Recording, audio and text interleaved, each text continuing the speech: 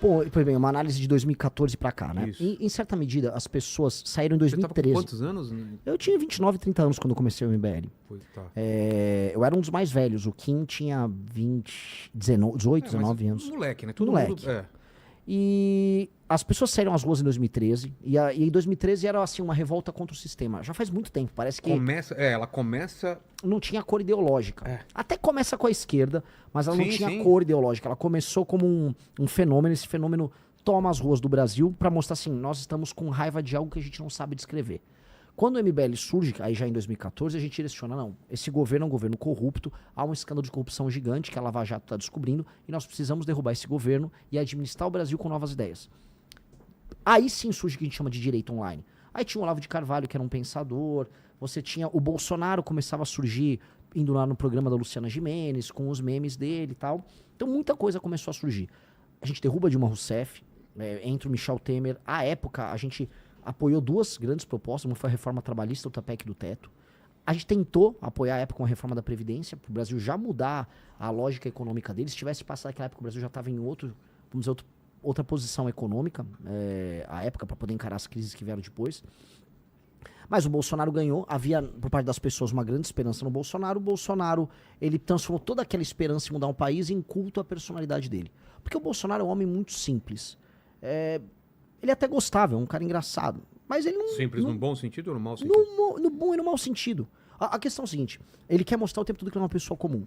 Mas pra você ter feitos extraordinários, você precisa ser uma pessoa com qualidades extraordinárias, que são qualidades incomuns. Se você põe uma pessoa incomum pra fazer uma cirurgia no seu cérebro, essa pessoa vai fazer uma besteira. Só que quando ele precisava lidar com crise, ele não sabia o que fazer. E mais, ele tinha preocupações com os filhos, se o filho corrupto aqui ou o filho corrupto ali, ele iria se dar mal, então ele precisava proteger. Na prática, ele traiu essa esperança das pessoas e a gente se manteve brigando. E acho que você fez muita cobertura desse período, sim. 2020, 21, 22.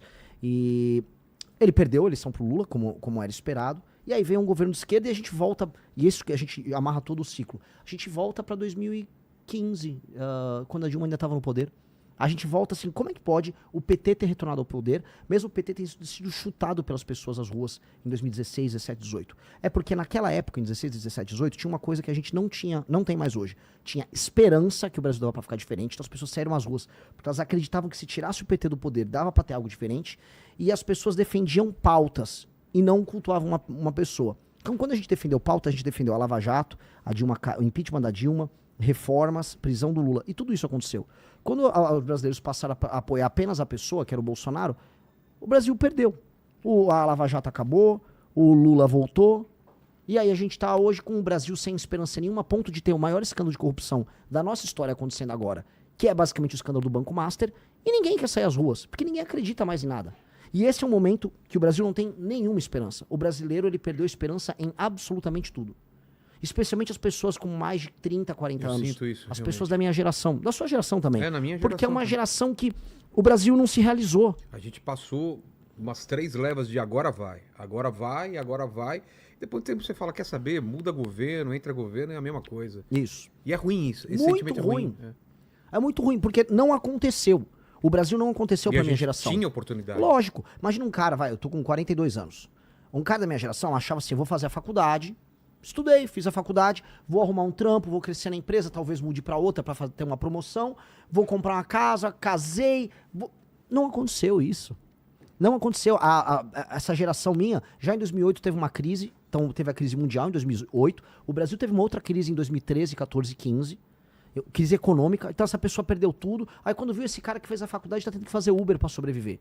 E aí ele, não, agora é Bolsonaro, agora vai, aí não foi. Aí volta o Lula e fala, vou te dar uma picanha. Picanha? E não teve picanha nenhuma também. Então esse cara acha que viver no Brasil é uma desgraça, e aí o que tá acontecendo? As pessoas estão indo embora do Brasil. O Brasil, que sempre foi um país de imigrantes, um país assim, especialmente se você é do centro-sul do Brasil, você provavelmente vai lembrar que seu avô ou sua avó veio de algum lugar diferente do mundo. Hoje não é mais assim, o brasileiro vai embora. O brasileiro tá procurando emprego em outros lugares. E isso tá acontecendo porque as pessoas perderam a esperança do Brasil. Aí são piadas, o Brasil é um bostil, o Brasil não vai dar nada, ou o Brasil é um cachorro caramelo. Aí o PT se aproveita disso. Não, é a soberania com o cachorro caramelo. Pô, cara, a gente não é isso.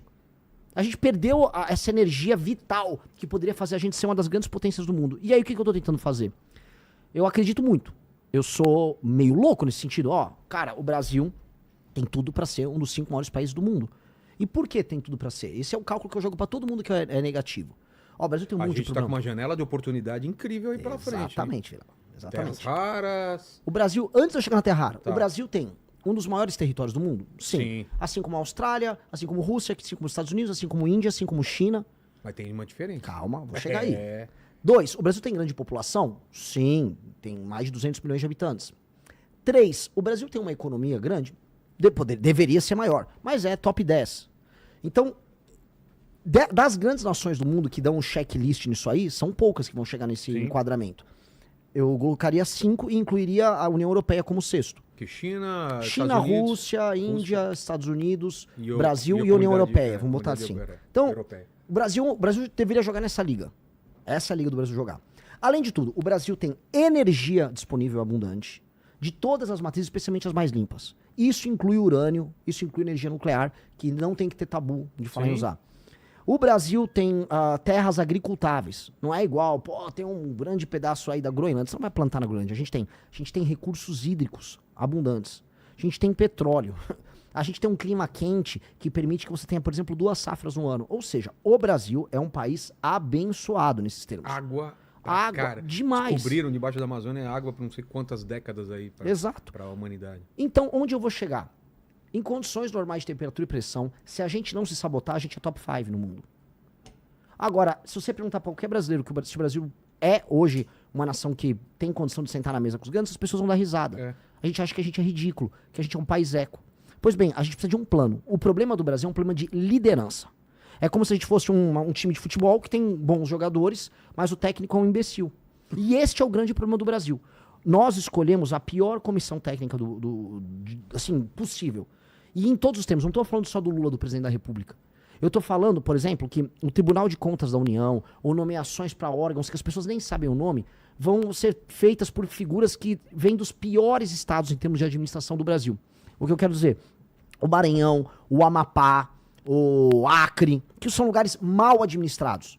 Os lugares onde tem muita corrupção, onde uma parte dos municípios não sustentam, eles mandam mais do que São Paulo.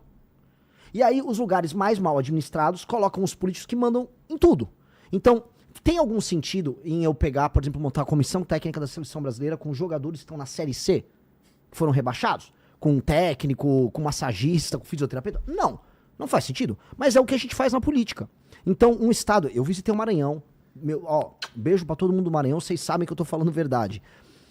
A galera do Maranhão sabe que eles são administrados pela pior classe política do Brasil. Dito isso, eles mandam muito mais do que administradores públicos e políticos e lideranças de estados mais bem administrados. Santa Catarina, por exemplo. Então, o que faz com que o Brasil ele seja tão desequilibrado? Nós temos um sistema político antigo que ele valoriza a ocupação de espaço e não a entrega de resultado. E a população, e aqui eu vou perder voto, mas vamos lá, aqui nós temos que... Tô no Vilela, cara, tô em casa, aqui eu vou falar o que eu penso mesmo. A população não sabe avaliar. E onde eu rodo no Brasil, a população não sabe avaliar. Culpa do que isso? Diversas razões. A população não sabe avaliar que é importante para ela ter saneamento básico. Essa é a primeira coisa, porque é uma obra que fica debaixo da terra. Ela sabe que tem esse problema. Não sabe. Por que isso não reverte no voto? Porque ela não sabe. Não, ela sabe Não que tá sabe, uma merda aqui. não sabe. Vilela, ela não Ela sabe. sabe que não tem segurança. Vilela, ela não... Segurança sim. Mas Saneamento básico não. Você acha que não? Não. Vou dar exemplo, coisas que o cidadão não dá valor na hora de Porque você votar. perguntou pra galera qual é o problema daqui. Quando você está num lugar que não tem saneamento básico, as pessoas nem sabem que elas precisam ter saneamento básico. Não tá na imaginação delas. O valão de esgoto tá do lado da casa delas e ela tá tão acostumada com aquilo Acha que aquilo é que normal. aquilo é a vida dela. A vida dela tem um valão de esgoto, faz parte. Que o lixo largado na rua, pô, toda a rua vai ter um lixo largado. Então quando essa pessoa sai do estado dela, ou da casa dela, da rua dela, humilde, ela vai, por exemplo, vamos dar um exemplo, o cara saiu do interior do Maranhão, e aí ele foi pra uma cidade de Santa Catarina que é mais bem cuidada. Ele nem compreende o que tá acontecendo ali. Porque aquilo tá fora do escopo de imaginação dele. Que é mais ou menos parecido quando a gente, que é de capital, vai pra outro país. Oh, exato. Fui pra China agora e você vê as ruas tão limpas, com tanta gente na rua, você fala, cara, como podia ser assim no Brasil? Exato. Então, as pessoas não imaginam. É um problema de imaginação. Outra coisa, eu falei, saneamento básico, ninguém dá valor. Só que eu sei esse problema. Eu rodei o Maranhão. E aí eu já tinha falado, Renan, aqui tem muito problema de saneamento, cuidado pra tomar um suco, que eles vão bater com a água da torneira, ela vai no fundo vindo do poço, que vai pegar um lençol freático, num lugar que não tem saneamento. Doença. Toda minha equipe pegou diarreia. Todo mundo. Tomando, às vezes, um suco, ou você pediu uma Coca-Cola, pediu um gelo. O gelo foi feito ali no... Aí você pegava. E a população, infelizmente, acaba se acostumando, porque a população foi tratada como bicho a vida inteira.